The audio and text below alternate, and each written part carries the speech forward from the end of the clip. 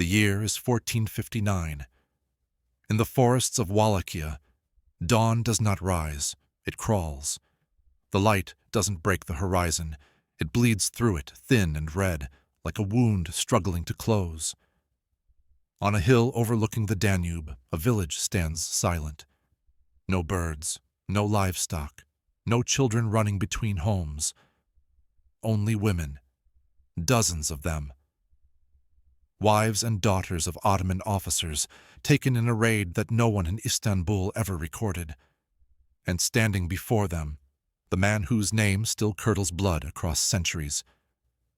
Vlad III, son of Dracul, Vlad Tepes, Vlad the Impaler. If you think you know what that name means, you don't, not yet, because what he did to prisoners is infamous. What he did to women is buried. Even the chroniclers who worshipped him refused to write these chapters in ink. They wrote them in whispers. Here on Crimson Historians, whispers are what we chase.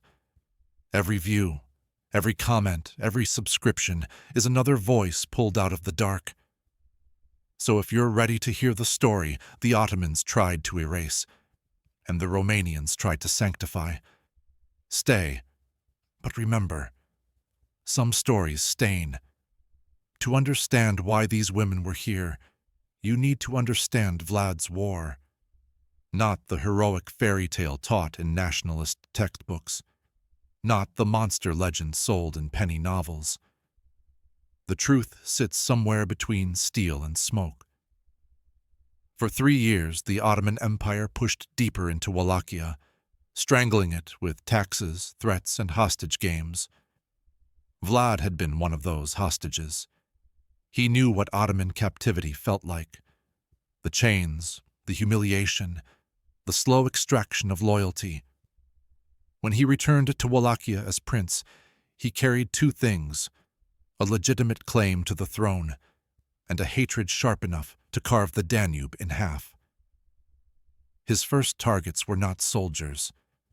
They were symbols, and nothing symbolized Ottoman power more than the families of the officers who enforced it.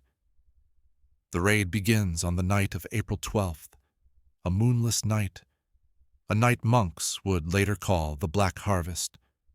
Vlad's men do not gallop, they glide. Silent riders, horses wrapped in cloth to muffle hooves.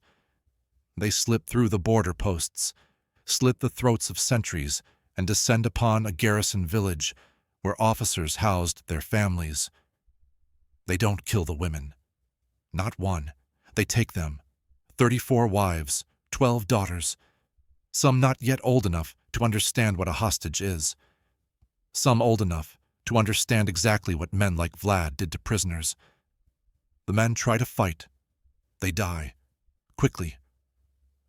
By sunrise, the Ottoman Empire has lost a village, and Vlad has gained leverage. But he isn't after ransom. He's after a message. The women are marched north into the Carpathians. The mountains rise like jagged teeth, swallowing the horizon. The forests thicken until sunlight becomes a rumor. Some women beg, some pray, some spit in their captors' faces. Vlad rides at the front, cloak dragging behind him like a shadow refusing to let go. A memoir from a Saxon merchant discovered in 1898 describes seeing the procession. The prince did not strike them. That was the terrifying part. He looked at them as a butcher looks at animals he has not yet decided how to cut. By the time they reach Poenari, Vlad's mountain fortress, the women are weak, trembling, exhausted. But the nightmare hasn't begun, not even close. There is a courtyard behind Poenari. It faces a cliff, a place where the wind screams even when the world is silent. This is where Vlad brings them. The wives stand on one side, the daughters on the other. 2 lines separated, facing each other. Vlad steps forward, sword sheathed, hands empty, which somehow terrifies them more than if he held a blade dripping with blood. He speaks slowly, voice echoing off the stone.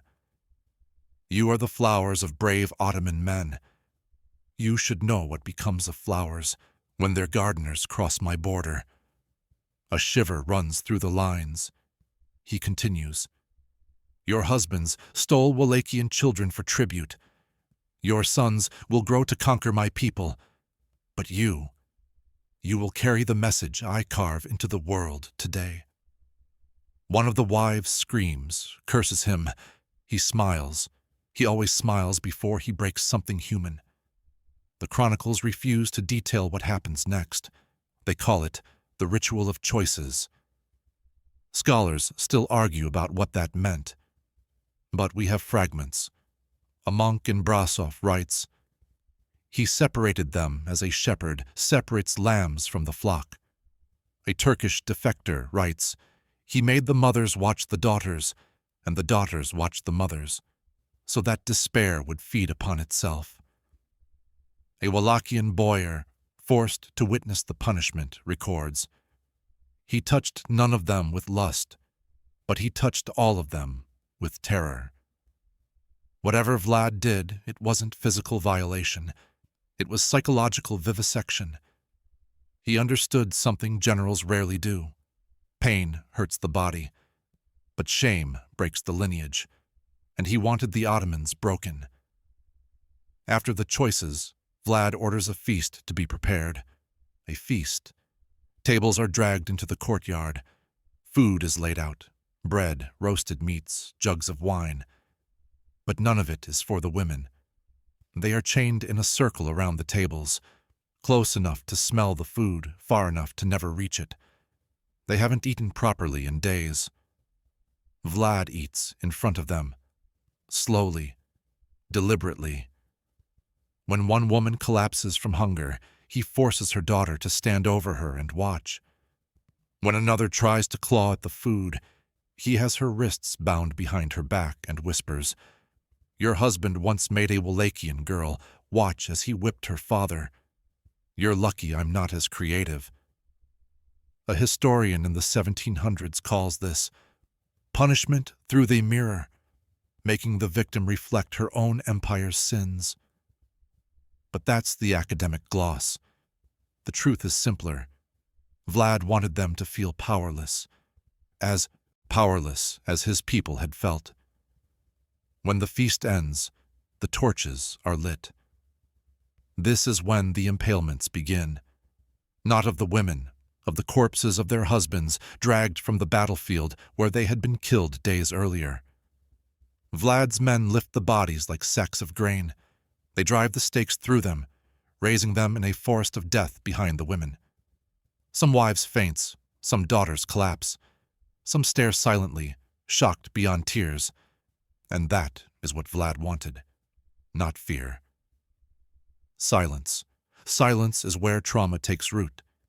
He walks among the women, pointing to the forest of impaled corpses.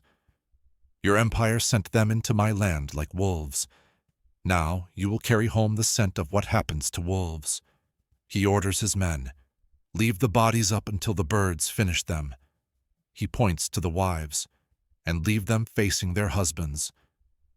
The wind shifts. The smell turns from iron to rot. For some women, the mind breaks.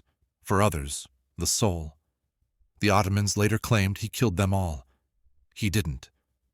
Vlad understood something empires often forget. A corpse sends a message, but a survivor delivers one. After days in the courtyard, days of hunger, humiliation, and the sight of their dead husbands rotting above them, Vlad releases them. Not together. He scatters them.